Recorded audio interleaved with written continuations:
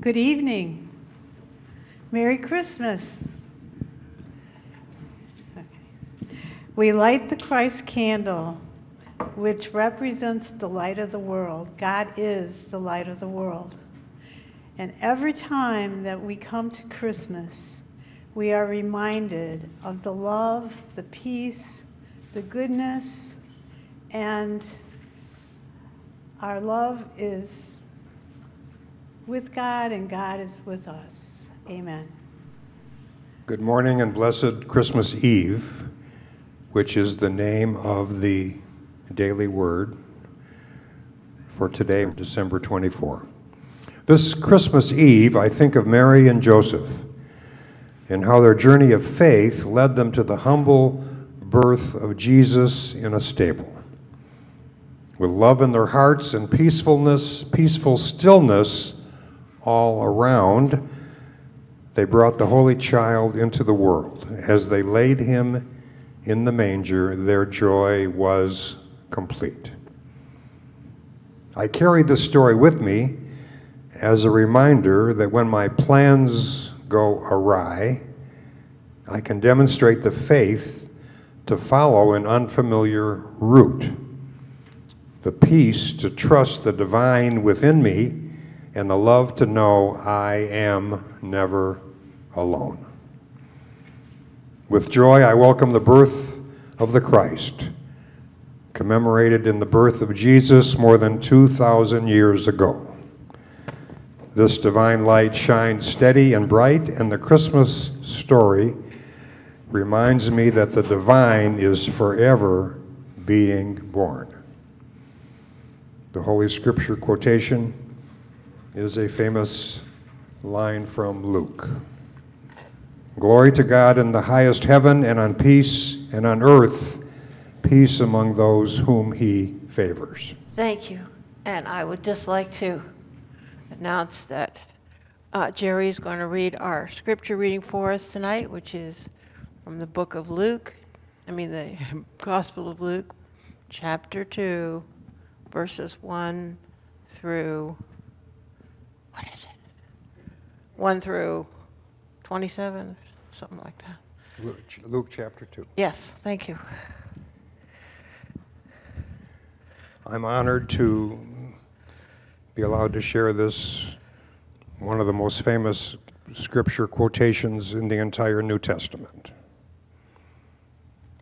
And it came to pass in those days that there went out a decree from Caesar Augustus that all the world should be taxed. And this taxing was first made when Cyrenius was the governor of Syria.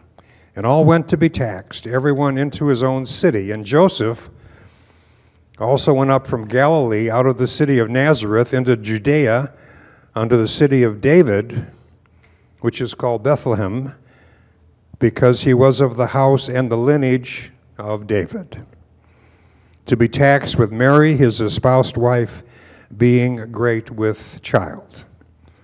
And so it was, that while they were there, the days were accomplished that she should be delivered. And she brought forth her firstborn son, and wrapped him in swaddling clothes, and laid him in a manger, because there was no room for them in the inn.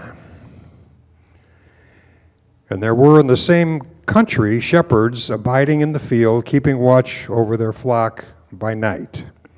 And lo, the angel of the Lord came upon them, and the glory of the Lord shone round about them, and they were sore afraid.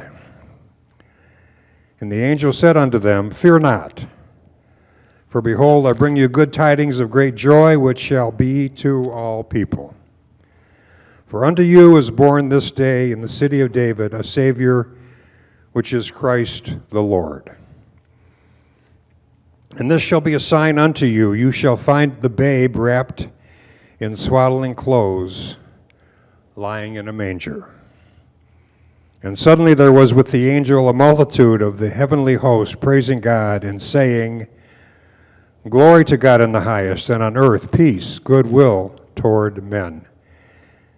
And it came to pass, as the angels were gone away from them into heaven, the shepherds said one to another, Let us now go even unto Bethlehem and see this thing which is come to pass, which the Lord hath made known unto us. And they came with haste and found Mary and Joseph and the babe lying in a manger. And when they had seen it, they made known abroad the saying which was told them concerning this child. And all they heard it wondered at the thing which was told them by the shepherds. But Mary kept all these things and pondered them in her heart. No room at the inn. It's a little dismal, but it's a splendid and glorious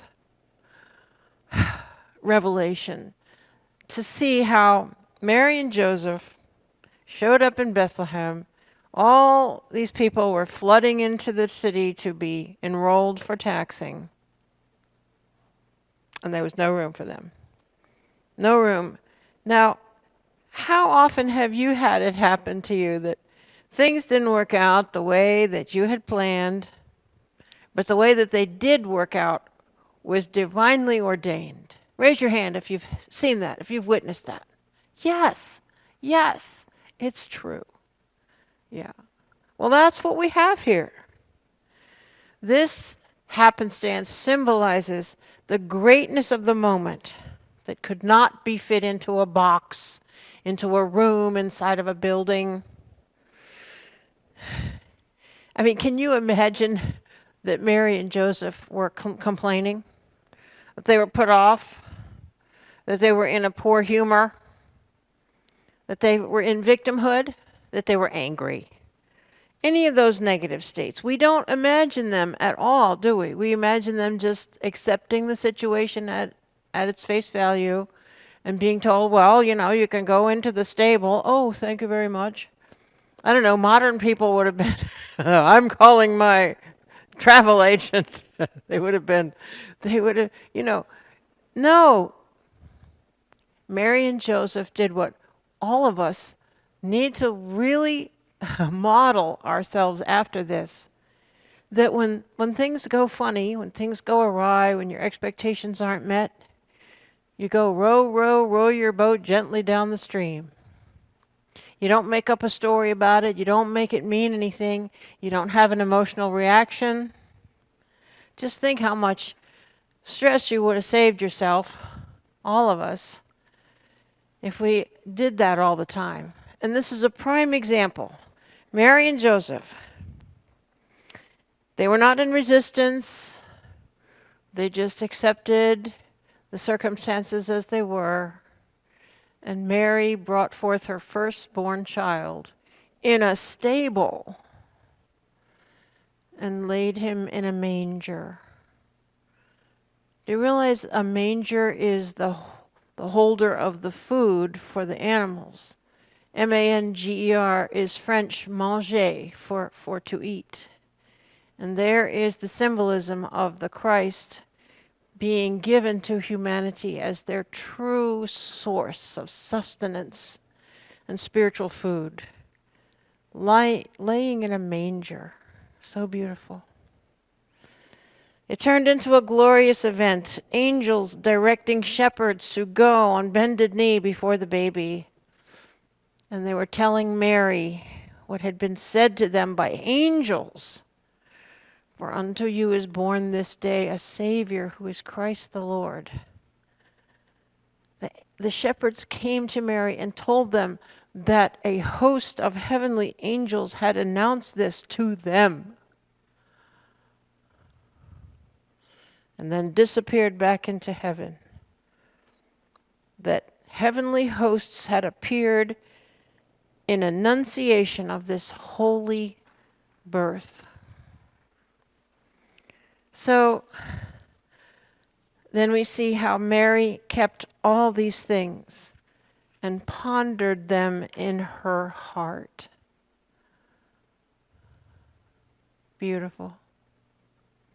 But truly, we must recognize that every soul that is born into the world, every baby, is an event of miraculous possibility, is an event of infinite possibility. And that every family is a holy family. It is a keystone of humanity, a trinity of love, wisdom, and life. It is indeed a holy trinity, Father, Mother, and Child. And so we turn to the experience for tonight. This flame represents the light of life, the light of truth, the light of spirit. All these forces make up the Christ. Let that consciousness now reveal to you your own message of Christmas.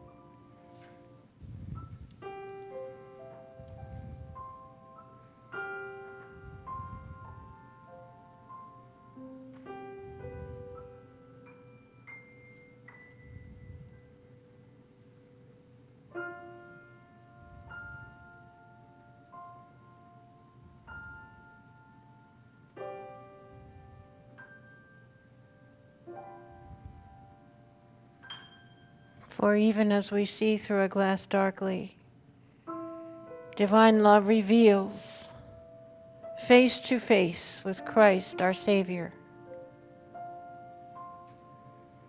And so we say, for all that we live from, we give thanks to you, God, Spirit, everlasting to everlasting. Amen.